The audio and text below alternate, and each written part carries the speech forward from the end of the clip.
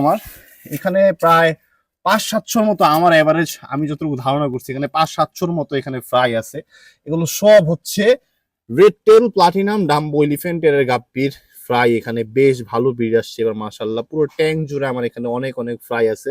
আমার যতটুকু মনে হয় 500-700 উপরেই হবে এখানে। আর ওইখানে যে দেখছেন আপনারা যে অ্যালবাইনো প্লাটিনাম ব্লু টপাস যেটা, ওইটার ব্লাড লাইন হচ্ছে এইখানে। ওইখানে দেখেন মাদার মাছটা খুবই বড়, ওইটার বয়স প্রায় 1 থেকে 1.5 বছরের মতো হবে।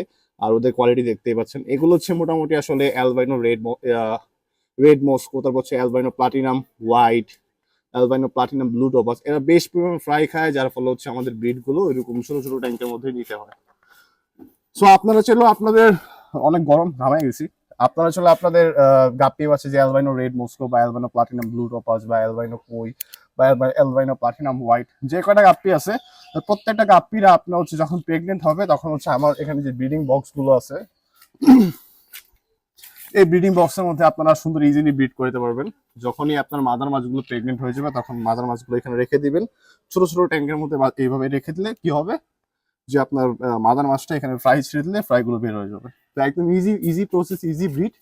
আপনারা চলো এই জিনিসগুলো ফলো করতে পারেন। আর যারা আমার কাছ থেকে অ্যালবাইনো প্লাটিনাম ব্লু টপাস যারা চাচ্ছিলেন তাদের জন্য মাছগুলো রেডি হচ্ছে। সো অবশ্যই সব আমার পেজের সাথে থাকবেন।